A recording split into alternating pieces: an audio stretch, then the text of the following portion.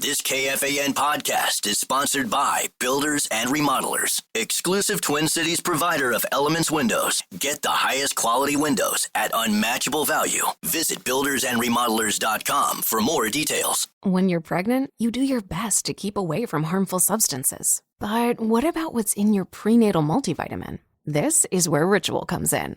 Our pregnancy support is made traceable and clean label project certified for the many stages of pregnancy, including trying to get there. This is the safe, science-backed support you deserve. Get 25% off at ritual.com/pregnancy support. These statements have not been evaluated by the Food and Drug Administration. This product is not intended to diagnose, treat, cure, or prevent any disease. This is The Epiphany starts at 3. Leader Fan Radio Network. Believe. And KFAN. That's KFAN.com. 1 minute, 55 seconds past the hour of 3 o'clock. Central Daylight Saving Time. Welcome back. Friday edition. Friday Football Beast. Friday Football Feast. And a lot of other stuff as well. On an improving Friday afternoon here in the Twin Cities of Minneapolis and St. Paul. I am the host of the program. My name is Dan Barreiro, former Inkstand Wretch newspaper of the Twin Cities. Bought my ink in 50-gallon barrels. That's a story for another day. Guardsy is expected to join the show later, but the most valuable utility man, Brett Blakemore, is back in that chair. Will you be with me on Sunday as well? I believe so. Outstanding. Good to have you back. We're delighted to welcome each and every one of you to this evening's, afternoon's broadcast. Lots of good stuff planned, an outstanding and distinguished guest lineup. We're going to give you details on that forthwith, as they say in the business. But I do want to start with the Epiphany. And I want to believe it. I want to trust it. I want to think that at TCO Performance Center, the Minnesota Vikings, notably, KOC, has seen the light. Round 1 of the draft is in the books. Most of you by now know the Vikings did not move down. They did not move up. They stayed at the 24th position. And with that pick, they chose an offensive lineman, guard, and who I guess finished the season at tackle, Donovan Jackson out of Ohio State University.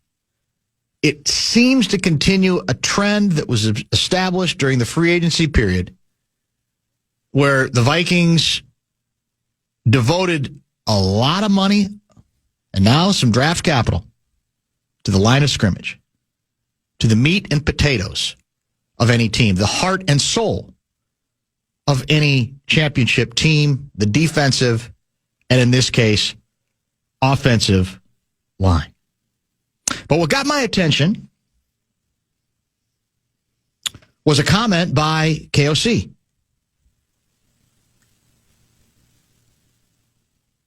I'll just read it to you. We might even have it. Maybe we'll play it later. It's exciting to draw routes up on a board and come up with new ideas. That stuff's been great. And we've done a lot of really good things here.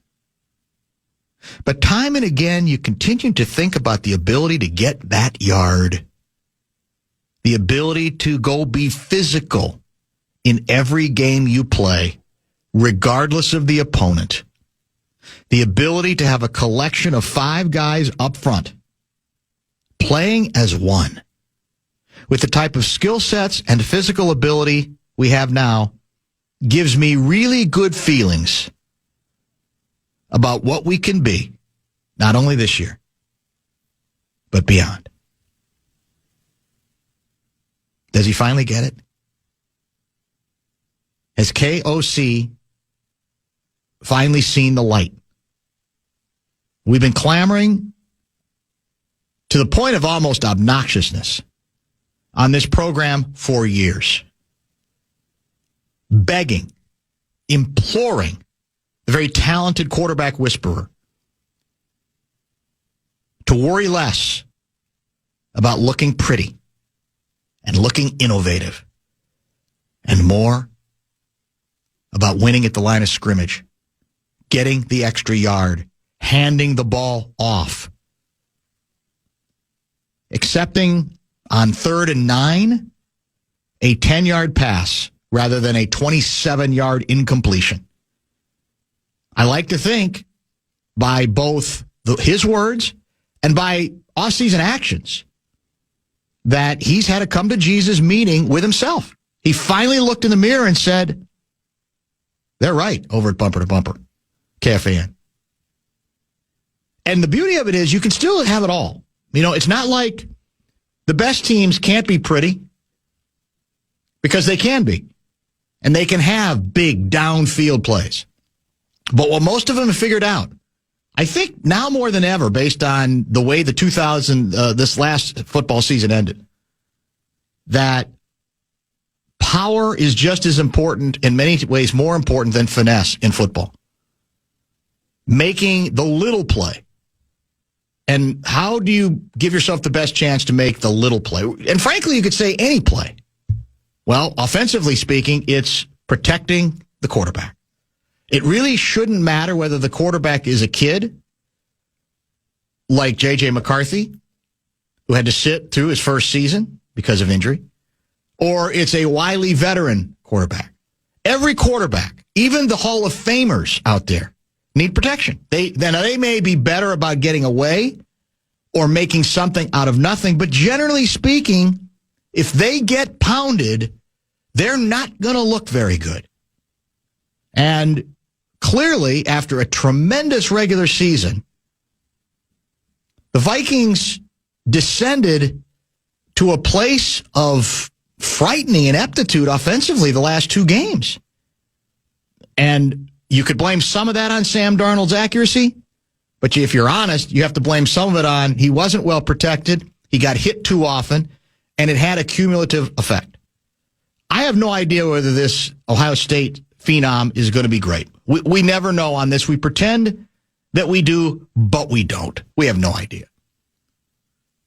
But I like continuing the trend that started in free agency about adding at the line of scrimmage, giving us options at the line of scrimmage, giving us flexibility at the line of scrimmage.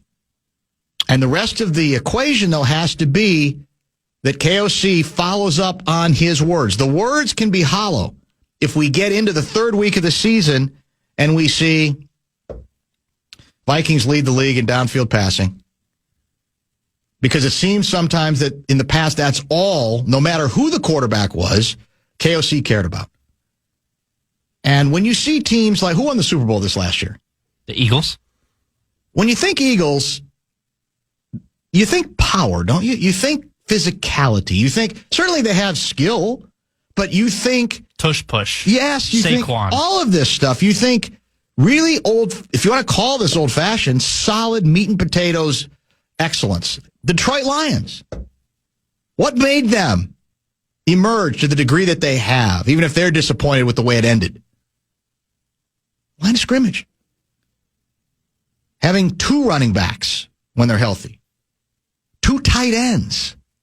Now, I'm not saying we got to use the same formations, but I am saying that I found the words of KOC the most heartening yet. If you are a football person and understand that at its core, no matter how fancy it gets, no matter how complicated and cerebral that the offenses might become and how skilled the skilled players might get, if you do not have solid play at the line of scrimmage, you'll get exposed. You will get indeed revealed. So could this be the epiphany moment? I'd like to think it will be. Now, we were told last year, going into the season, we're concentrating more on the ground game and the importance of it, and that didn't hold up. And this isn't necessarily just about the ground game, though, because a lot of, the importance of a good line of scrimmage play is not just running the ball, but protecting the quarterback better. But I'm hoping that we finally have reached the breakthrough, that finally the word made it to the quarterback whisperer, that looking cute's wonderful, looking fancy is arousing, it's a lot of fun, but in the end, Football is still a fairly, at its most elementary level, a game of physicality. And he couldn't have put it any better. The ability to get that yard, the ability to go be physical in every game you play regardless of the opponent. So that's all, I think. It should be music to the ears of every Vikings fan.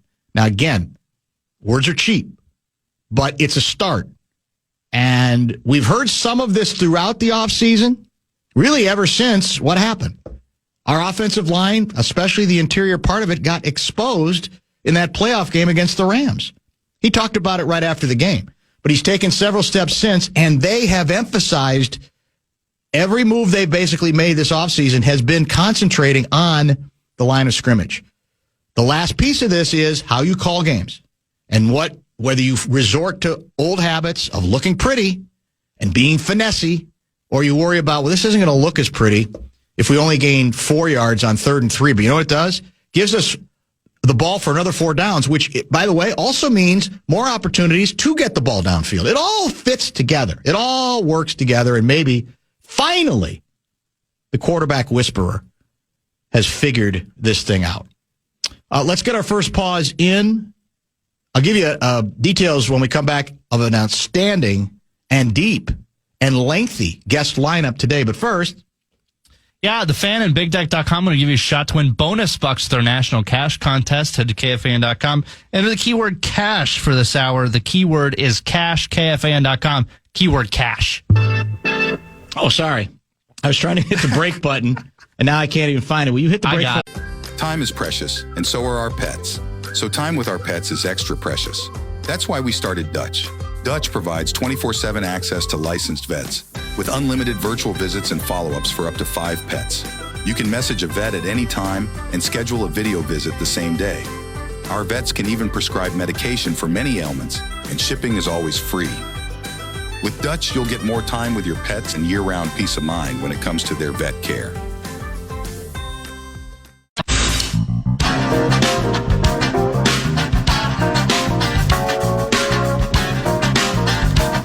Bonus Bucks is back on KFAN. We have 9 chances for you to win $1,000 every weekday. That's every hour from 9 a.m. till 5 p.m. To enter the keywords and learn more, head to KFAN.com. Bonus Bucks is presented by BigDeck.com. Johnny Athletic will check in live from Target Center at about 6:02 tonight. He will be our final guest of the evening. Lavelle E. Neal III, customary time slot, 5:30 for him. Ben Gessling will help us review round 1 and maybe look forward to what else the Vikings might have up their sleeves at the usual 4:30. And bottom of this hour, the president of hockey operations for your Minnesota Wild, Bill Guerin, will join to obviously react to a significant Game 3 victory at home for the Wild to go up 2-1 over the Vegas Golden Knights. Wolves trying to do the exact same thing tonight when they host the Los Angeles Lakers. I want to get to a text responding to the first segment of the program, and then we'll get to a little bit of your early, quick reaction to the Wild victory last night. Where did it go? I thought I started, but now I don't see it. Well, sometimes they don't allow me to start, but there's an individual who is he's frustrated with the way the Vikings went. Well, here's the sarcasm first. If only KSC would have listened to you, the football genius, a little earlier, we would have had, what, 2 titles by now? It's a shame you waste your genius talking into a microphone rather than leading our football team. All I can tell you is we've been on this particular subject and this philosophy for a long time. And all I know is the head coach is now figuring it out. Whether, if he had figured out a lot earlier, we'd be sitting here talking about Super Bowls or not, I don't know. But I do know it matters. And I do know it's what the smart teams do. And it's what the smart teams and the best coaches figure out. You know what the best ego stroke is? It is making playoff runs. We don't even have a playoff victory under KOC, right? So the ego gets stroked more than any other way by, wow, look at that guy. Looks like he's on the road to one Super Bowl and he might win some more. And that's what the smartest coaches figure out. And they go, well, so it's not as important that I look like a genius throwing the ball 52 yards downfield at every opportunity. It's I call the plays, and we have people who can execute the plays that will give us the best chance to win. But the other, I can't find the text now. I don't know exactly what happened to it, but it was basically disappointment that the Vikings, here it is. We could have waited until the third round for an O-lineman. We needed DB badly, and now we're pretty much screwed. I like the O-lineman, but we had more pressing needs. No. 763 guy, that's the trap losing organizations constantly fall into. Constantly. Got to draft for need. And in doing so, you lie to yourself about how good a player you think that guy is. You say, well, we got do we have a defensive back that's worth the 24th pick? I mean, come on, we can convince ourselves, can we? Whether we believe there is one or not. Now, again, the Ohio State kid might not end up being a great player. There's no guarantees on any of this. But I'm a firm believer in, especially in round one, not messing with the need thing, because I think it encourages lying to yourselves about inflating the worth of a player because, we really need a DB. Well, he's as good as, we got him graded the same way we have the guard, right? The same plateau. And you start talking yourself into it, and that's how you compound whatever your need is with greater mistakes, and you don't have as good a chance to fill that need. So I don't even buy the idea of, there's 27 great running backs, so why waste an early pick on one? I don't buy that logic either. I think you have to decide. To me, the way to evaluate players is on plateaus at different positions. And you work off of each plateau before you go to the next plateau, regardless of position. Now, there may be a point in a draft where you worry more about need, where you can be a little more cavalier about that. But I don't do it. I don't think it's smart. I think it usually, as I said, tends to make a bad problem worse. That's when the cliched term for this is you reach for a player. You reach for a player when you think you're so desperate for a certain need that you take him before you really should in a draft at the expense of getting another player who on paper you say, well, we got a lot of depth at that position. What are we doing at another player? We talked about this yesterday, though. Things happen. Injuries happen. Some of the other players that you got, maybe they struggle and aren't quite as good as you thought, and you need a plan B. And, by the way, we got a plan B in the first round of the draft. So I don't at all buy that particular. I don't abide by that particular philosophy. I don't even know what philosophy your Packers go with these days. You drafted a receiver, correct? Right ahead of us? We did. Yeah. And everybody loves him. Correct. And including me. It's fair to say you did need one. Yeah. But I'm assuming that they took him in part because they thought he was worth picking at that spot. Because, again, if you just pick we got 3 boxes to check. Need a receiver? Well, check that box. I don't think winning organizations think that way. I think winning organizations say, who is the best player? If we have that guy rated a lot better than 2 receivers, we take that other guy. And sometimes maybe it works out just addressing a need and not really worrying about the ratings, but ordinarily I think it ends up hurting you. Well, last year they take a tackle in the first round, Jordan Morgan, who played 3 games. So, I mean, long term could still work out, but it didn't really help the Packers in the short term. Yeah. But they haven't taken a wide receiver since 2002 in the first round. Undeniable. So, and again, how many years did Green Bay have Aaron Rodgers and everyone goes, they just don't help him out at all. Every year at the draft, they throw the middle finger right to Aaron Rodgers, and they never help him with getting any skill guys. Now, Goody, which credit to him because he said, I think at the end of season presser, we need to show a sense of urgency. And the free agency, I was like, boy, a lot of urgency going on there. Well, but yes. This draft pick, to me, shows that sense of urgency. Jordan Love needs another receiver that is not going to drop as many balls. Guy's fast. He runs great routes, so I'm told. I'm not an elite all-22 Texas Longhorns mind, but that's what I'm told, so I'm going to go with it. Sure. I like the pick. Yes. So I don't have a problem about with your that. guy? Our old friend Chuck next to Hazelden. Dan, as you keep trying to sell us on the idea that the Vikings need a strong running game to give them a better chance for success in the NFL ad nauseum, how do you explain the Chiefs, who have virtually no running game and go to the Super Bowl regularly and even win sometimes? So, Chuck, I think the answer should be obvious. They have a quarterback named Patrick Mahomes that shatters every football rule. But if you look at the numbers, last year, their running game got better. They made it a part of what they do. And for me, let me remind folks, this for me isn't just about running the ball. That's part of it. It's more about physicality at the line of scrimmage means not just being able to run the ball better, but to protect the quarterback better. The quarterback got tortured against the Rams and trying to throw the ball. So this isn't me about saying that the Vikings to be successful have to run it 75 times a game.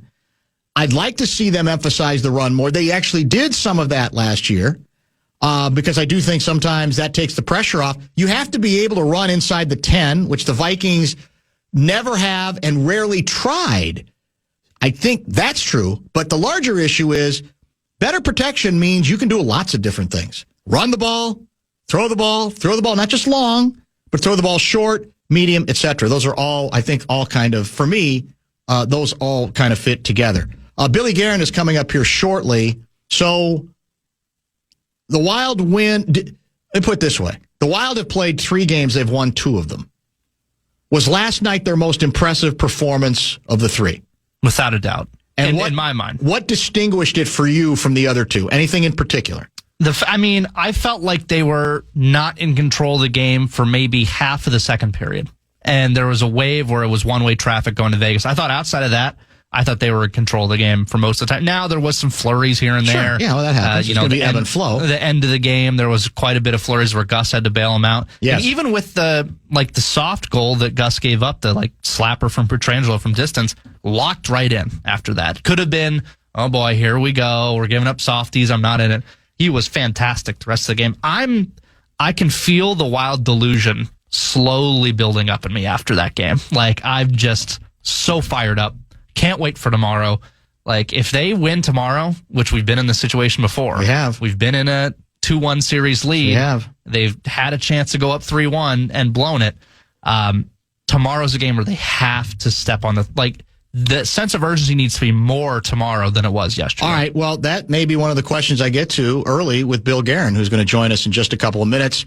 And again, an outstanding guest list the rest of the way. Gessling at 4:30, Lavelle E. Neal III at 5:30, and Johnny Athletic with a mini preview. Wolves-Lakers 6:02 from what should be, I think, a very, very enthusiastic Target Center. Picture this. You're pregnant, so you sweep your house for any harmful chemicals. But when you need to look for a prenatal multivitamin, all you can find are options with potentially high heavy metals and questionable ingredients. This is where Ritual comes in.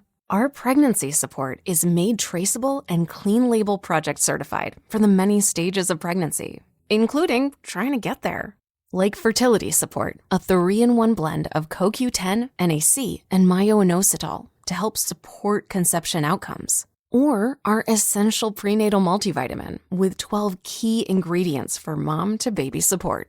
Oh, and our essential postnatal multivitamin for the new nutrient demands of postpartum and lactation. This is the pregnancy support you deserve. Get 25% off at ritual.com/pregnancy support. These statements have not been evaluated by the Food and Drug Administration. This product is not intended to diagnose, treat, cure, or prevent any disease.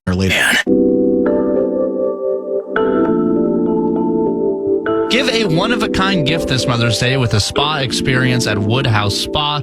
Check out our contest page for a chance to win a $100 gift card. That's KFAN.com. Keyword contest to enter. Rebound gathered by Minnesota's Bouillon. Feeding Kaprizov. Down behind the net of Hill. Coming out on the netminder's glove side is Kirill Kaprizov. He'll go all the way up top. Firing one. He scores! Traffic in front. It's a power play goal. And the Wild are off and running in Game 3. It's 1-0 Minnesota.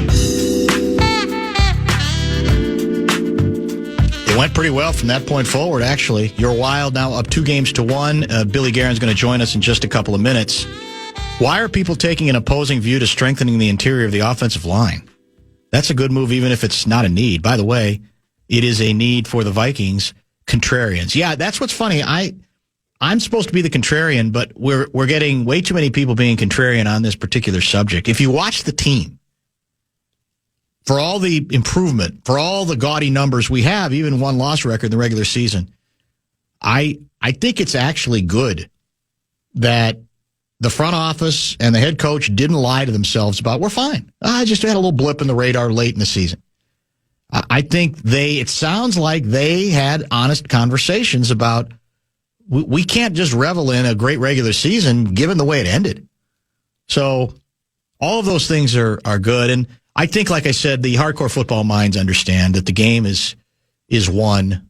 As much of a cliche as it is, the game is won in the trenches. Wild go up 2-1. Last night at the X, a game you could have heard on the Fan. Bill Guerin is now kind enough to join us via the Connecticut Water Systems hotline. Let me ask you a question. You know, I am endorsing, every time the Vikings draft another offensive or defensive lineman, I endorse it because this is a team that I think has been very good in a finesse way, but maybe is lacking a little bit of the physicality and power you need in football. So no one knows how good any of these picks are going to be, but in theory, I like meat and potatoes, offensive and defensive line, because you win in the trenches. So what's the cliche that applies to hockey that corresponds with winning in the trenches in football?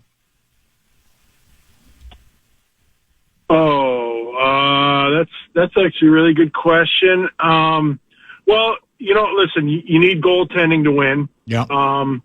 But you have to be built down the middle and on defense. Okay. And I was a winger, but apparently wingers are a dime a dozen. Every time in our meetings, there'll be a center, and guys will say, well, we can just put him on the wing if it doesn't work out at center. Even defensemen, they'll be like, well, maybe we can play him at a game at wing.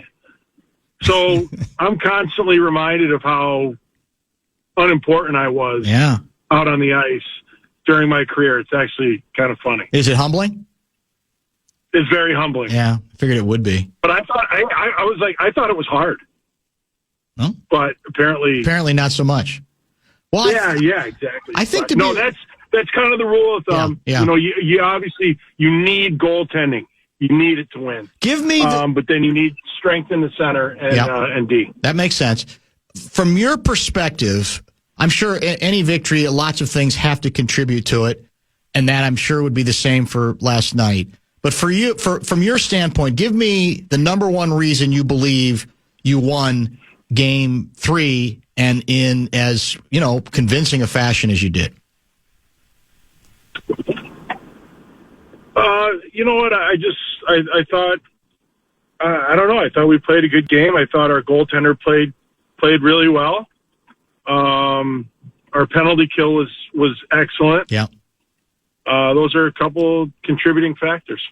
It's interesting because the way, you can correct me if I'm wrong on this, during the regular season when you guys were at your best, which was obviously having as good a record as anybody in the league, I thought the formula largely was considered the following. It was good goaltending, good to great goaltending, solid defensively, mistakes kept to a minimum, the old let other teams make the mistakes. We're just going to be very fundamentally sound. We know we're not the most explosive offensive team, but if we do those things, we're going to be in good shape. And yet, like watching last night, I felt like at the best moments, what I saw is you guys were the aggressors offensively, too, that you took stuff away from them. I heard on the national broadcast, I don't know who it was in the crew, basically saying, well, the Wild have these guys kind of playing on their heels a little bit. They're reacting to everything the Wild is doing. Do you agree with that assessment?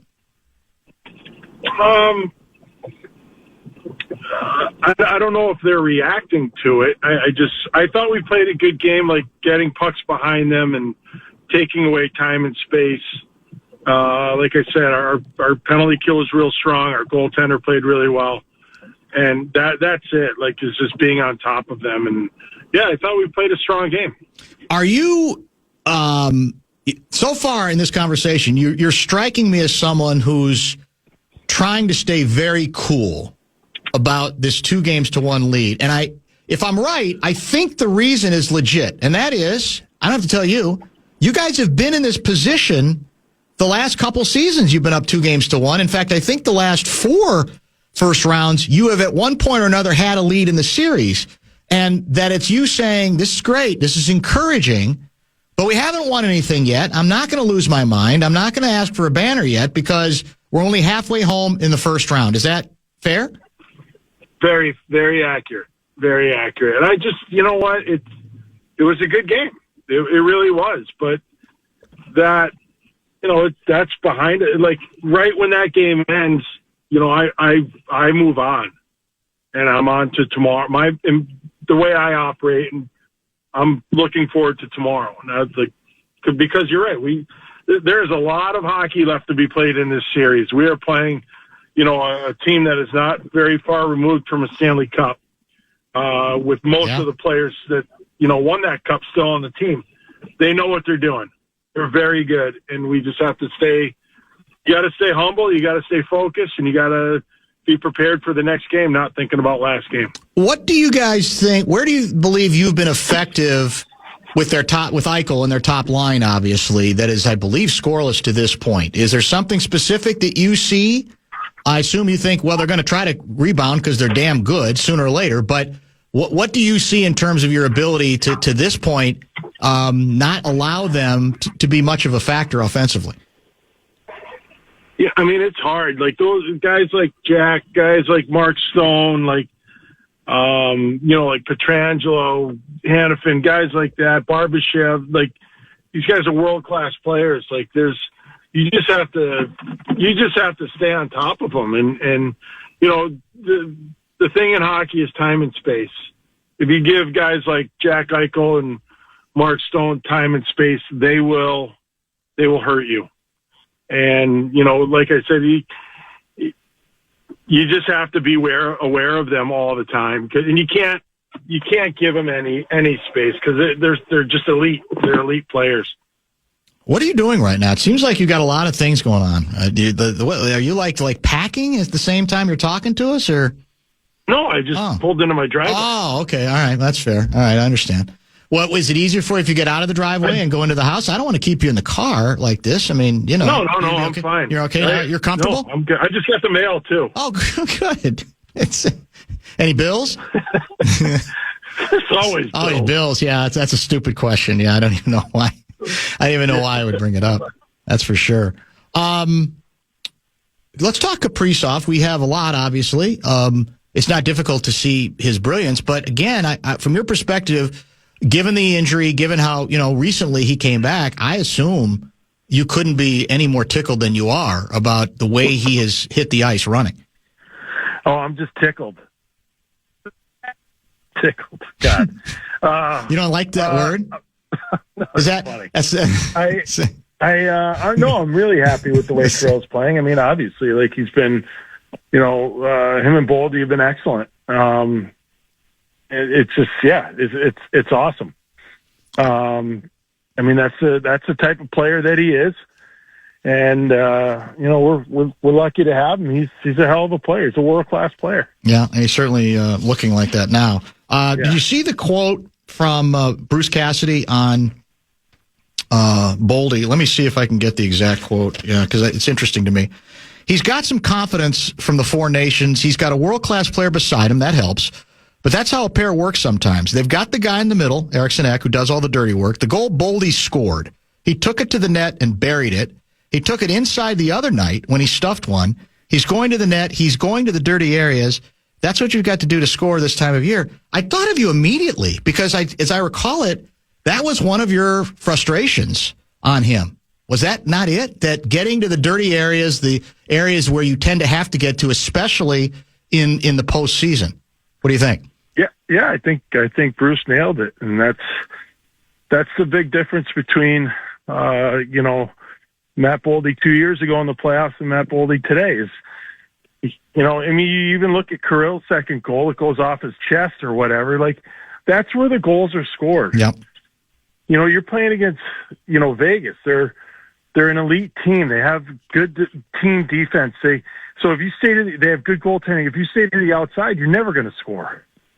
And that's true for the whole league. Like, it's not just, our series. If you look, most of the goals are scored in and around the net or from shots from the outside with traffic. Matt's made a big step there. Yeah, that's huge, right? That's exactly what you're looking at. In fact, there's so many.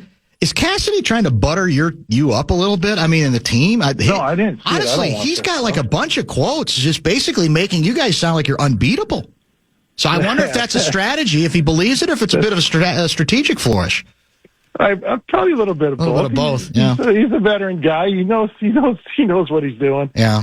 You know what? Another thing I liked, I think it was last night, and this has been, I think, a characteristic of your team much more this year than in past years, is that you guys they had an early penalty, and then the whistle stopped, and then there was some jostling going on, pushing and shoving, and it was clear to me, it looked like their guys were trying to instigate to get a couple of your guys to react as if, okay, maybe we can muddy the waters on the penalties coming up here.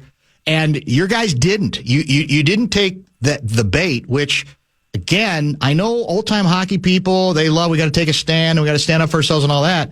But to me, the best way to exact revenge is to win, right? And that it looked like there's some good discipline. How conscious are you of the effort to try to not be drawn into that kind of nonsense in the postseason, where it could literally be the difference between winning and losing? Yeah, I mean, I'm aware of it, and listen, there has not been a lot of that in this series at all. True. I think both teams have really kept it to the hockey, which is important. I think it's good. I think it's been refereed extremely well. I think it's been played hard, but kind of between the whistles. That's really the way you want it. And like, we don't want to take penalties though. Like, they're a skilled team, and if you give them too many chances, they will score. Yeah, exactly. And there's always a discussion whether the game is basketball or hockey about whether the degree to which the game is officiated different in the postseason.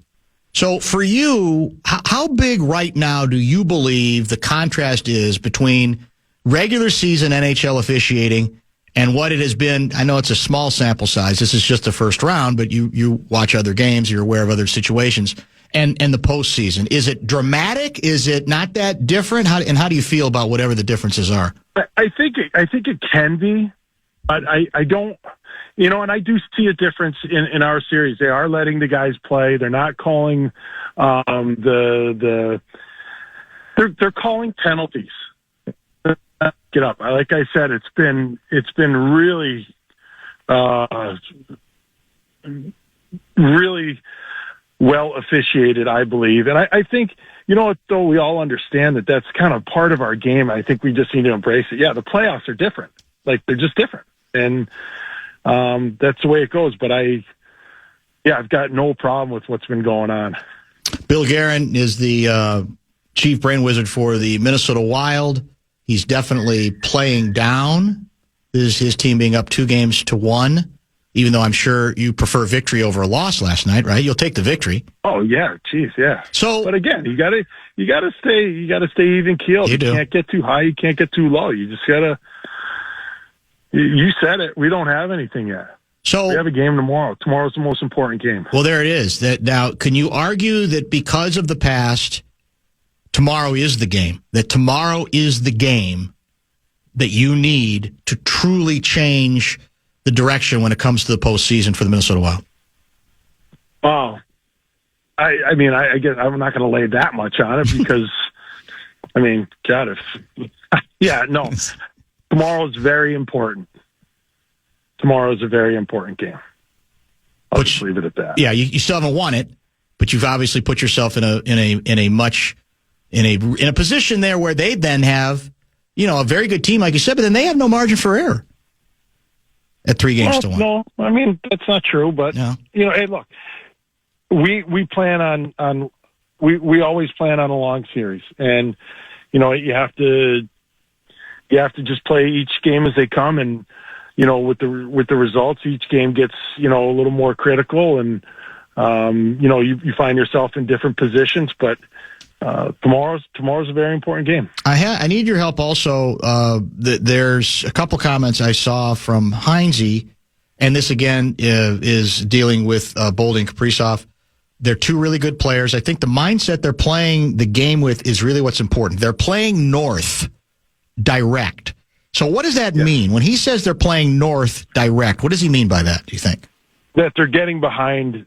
We're putting pucks behind their defensemen. We're putting pucks into their end. We're not coming over the offensive blue line and going east to west, side to side, because that's where turnovers happen. And that's like feeding the beast. Yeah, here's where I got confused, because that makes sense to me. But then and I can't find the quote. It was a player for Vegas talking about how you have a lot of your guys are playing really making a lot of good east to west moves. So now I got directional overload here. I got north, I got east and west. I don't know what the hell's going on. The thing is that overall you have to play, north. Right. But then when you have the ability to make a play east to west, west to east, whatever it is, and you make it, then that's a good combo. Yeah, you're probably right. But if you start forcing east to west, that's where you get in trouble, when you try to force things. Text came in about a half hour ago from 612 guy. Dan, would you ask Bill Guerin, would he be on your show if the Wild were down 2-1 or 3-0? Ask him. Would you still be on the show today? What do you think? I think yes. I think you would. I think if you were asked, now you might not volunteer, but I think if I didn't volunteer for this. You didn't? No. Oh, I didn't even know how this got started. Well, they asked me, and then I said yes. Yeah, but no, I rarely say no. No, I said a lot of things that I can say about you. Just like there's a lot of things you have said about me, but one of them isn't that you're going to necessarily curl up in the fetal position and disappear if you were down 2-1. I'm surprised by that comment. They should know that part of it by now. Yeah. Oh, yeah, I would never back away from that. You just, Well, in all honesty, I think, I get why you're taking the approach that you did. Like I said, this team has been in this spot before, and do you think the players get that? Do you think Heinze sets a good tone in that regard, and the players understand that as good a look? You can't win the series if you don't win game 2. I think they get it. You think they get it? I do. Yeah. What do you expect? Usually the team that loses is going to be the team that will come out with a little more urgency or trying something different, because obviously they've got a counter. If it's a chess match over the course of a best of 7, then it's, the losing team tries to make the next move. What do you foresee there? What might your club see from Vegas tomorrow night, do you think? Oh, I think we see a strong push. I mean, of course we do, but I don't like to just sit and wait. I don't like to sit and wait and see what they do. We have our game plan. We know what we have to do, and we have to worry about ourselves. Lastly, Jeff from Monticello, sounds like your interview is going great. Bill is avoiding anything that could be bulletin board material. He is playing it very close to the vest. Yeah, I mean, I just don't get excited over, 2-1 leads. Look, I'm happy about last night's game. I'm happy where we are in the series, but this is the way I was as a player too. It's just, we don't have anything yet. And, I think if you go off, people that go off shooting their mouth and give bulletin board material and stuff like that don't know how to win. That's not what you do. And it's just, you know what?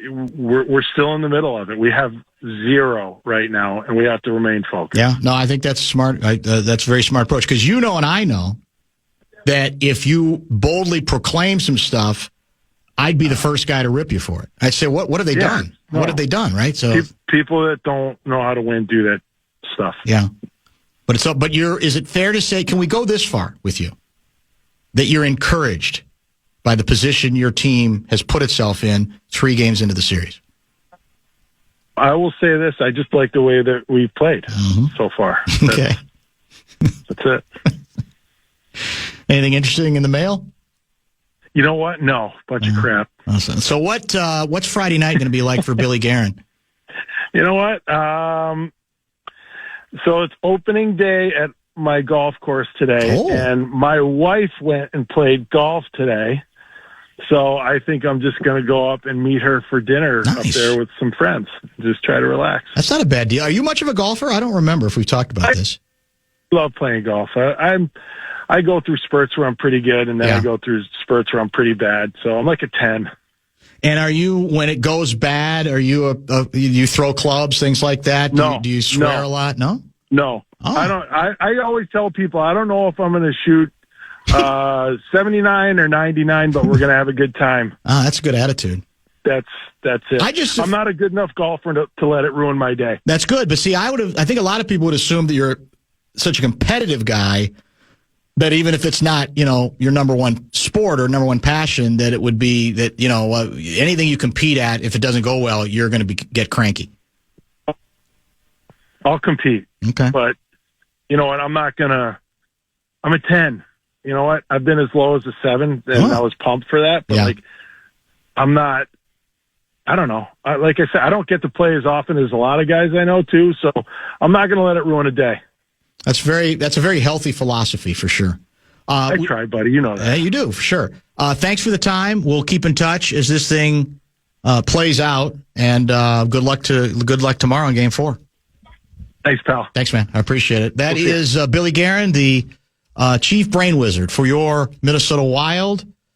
Very careful, very circumspect. Not going to.